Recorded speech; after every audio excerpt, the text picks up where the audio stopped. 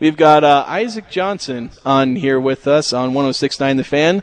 Isaac, how you doing? Doing good. Just had a fun practice, so a little winded, but it was good. Yeah, a little winded. So it seemed pretty physical, but there's one question, and I need to ask this. I don't know if you're going to answer it, but everyone calls you Fish. Mm-hmm. And nobody's ever told us why, and so I got to see if I can drag that answer out. Something to do with Swedish fish? No, so that we've used it, branded it. So because Big Fish was my nickname, I partnered with Arctic Circle. So the one in Logan near the Chipotle over towards Providence. Okay. The South Logan, Arctic Circle, right. We've got a Swedish fish milkshake.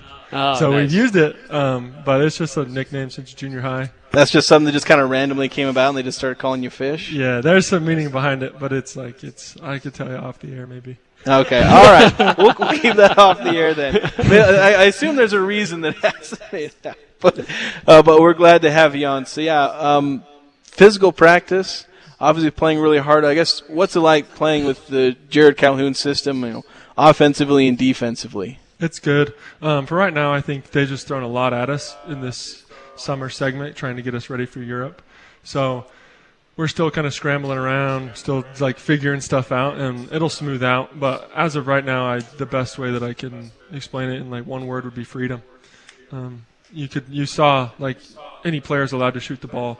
Any player is allowed. I mean, if you're feeling it, if it's in the right moment, if it's like play basketball.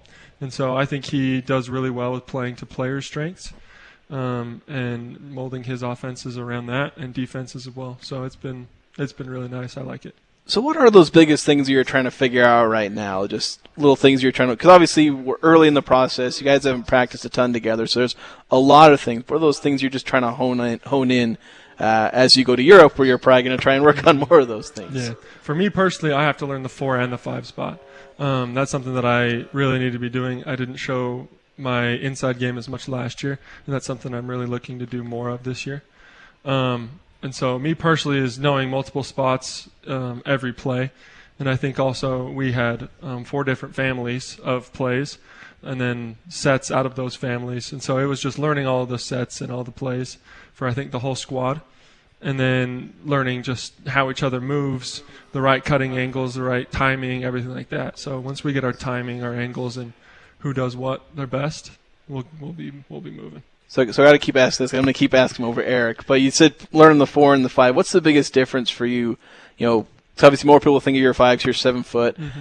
But what's it take for you to be able to play the 4 as well? Yeah. Just be able to play both of those positions. Mm-hmm. So contrary to popular belief, 4 is where I naturally am the most. That's where I was in high school. Great was at the 5 last year, and I was at the 4 last year. And then this year, depending on whatever starting lineups, will be I'll most likely be starting at the 4 as well again.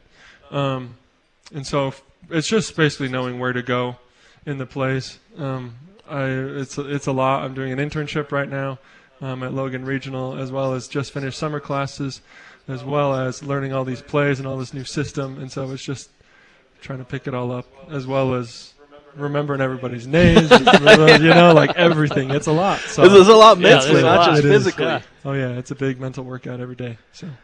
You ever been to Europe? Oh yeah, I lived in Germany for 2 years growing up. Oh. So my dad worked for the Army at Department of Defense schools. We were still civilian, but we lived in Germany, in Baumholder near Ramstein Air Force Base. So not too different. I guess it's going to be interesting. Yeah. So I was talking earlier. Coach's, I think, oldest daughter will be in 5th grade, and it's the same age I was when I was over there. So 4th, 5th grade. I got to go to Rome before.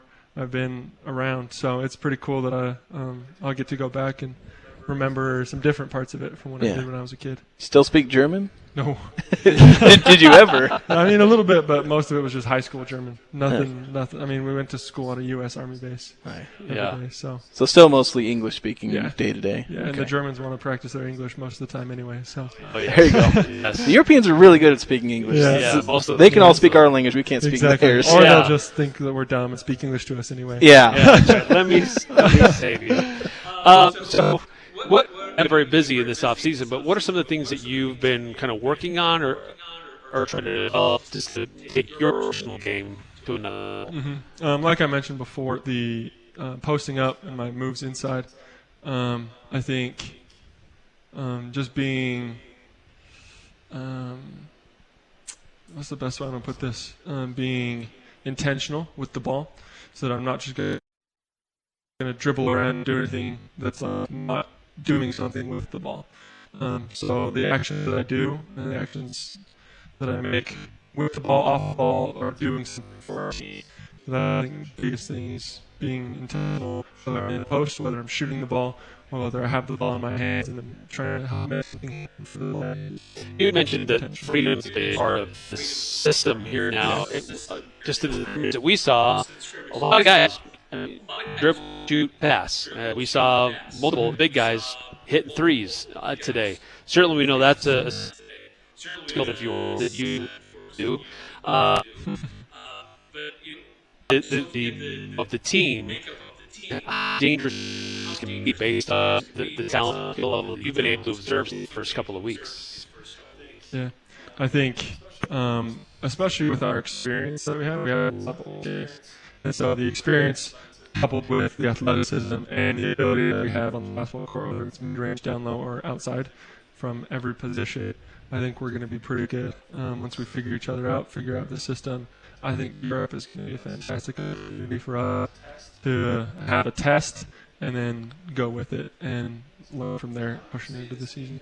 How would you say this team compares to last year in terms of like athleticism and shooting ability? Obviously, there's a lot of overlap from last year to this year. Obviously, you're one of them, but in the early stages, how does this team kind of compare in those kind of aspects? I would say our shooting ability is overall better, and athleticism depends. We had really good athletes last year, and so I think we're more of like we're higher overall.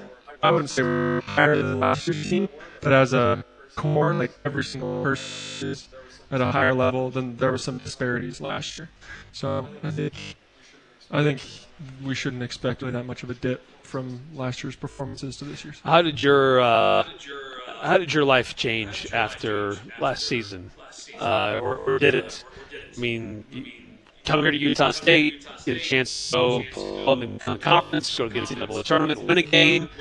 Mm-hmm. You were a big part of that victory.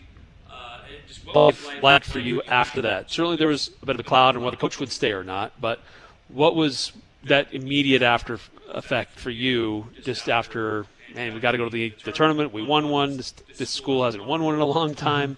What kind of effect did that have on you as a person? I feel like I just got recognized more.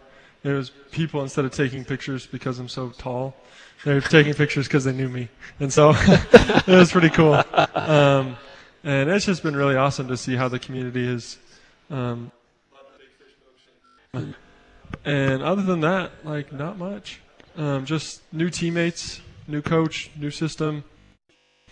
And I'm used to that by now, 4 coaches, 4 years. So, So you mentioned people taking pictures of you because you're tall. Like, do you have a stock answer for like people, or like a stock? This is how I respond when people like walk up to you and be like, yeah, just look up at you. Usually, I recognize that you don't see somebody as tall as me, that often. In our world, like the basketball world, you see 7 foot. Every single team has a 7-footer, and so it's normal. It's odd to say that it's normal for us to see 7-footers, but it's not that odd.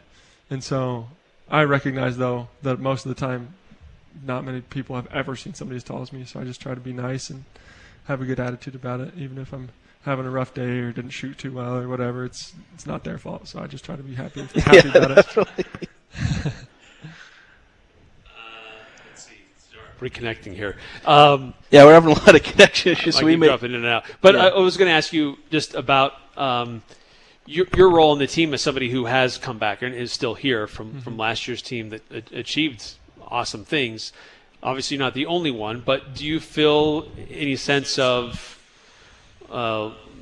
leadership or being an experienced player here to kind of introduce or lead the newcomers into, hey, this is what worked last time, and we want to still set that bar high, and that's our goal, what we want to achieve and kind of continue to be at. Yeah, for sure.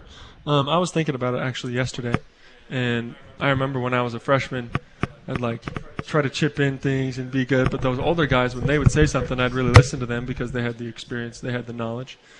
And I was kind of thinking about it yesterday. Like, I am that old guy now. And this is going into my fourth year in college, and so it was cool for me to just kind of look back and realize, like, these younger guys, they look up to these older guys, and I am now that older guy. I've had the experience. I have the knowledge of, like, how it is, and it's kind of normal now from my life, and it's the changes that are happening in their life.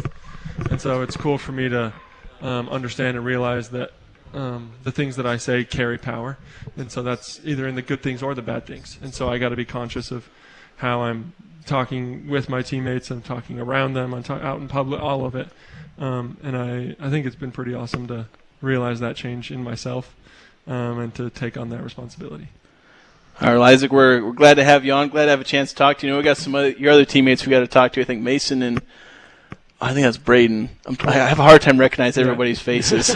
I think some of these guys, they're all like the same height, and I have to judge them by like what color their hair is. So it's easy to identify you as 7 foot or whatnot. But anyway, we got to cut to break. But again, thank you so much for coming on. Glad to have a chance to talk with you, and look forward to seeing you this season. Have fun in Europe. Yeah, Appreciate that'll be Thank awesome. you. All right, so we're going to go to break. We'll be back after this here on 106.9 FM, 1390 AM, The Fan.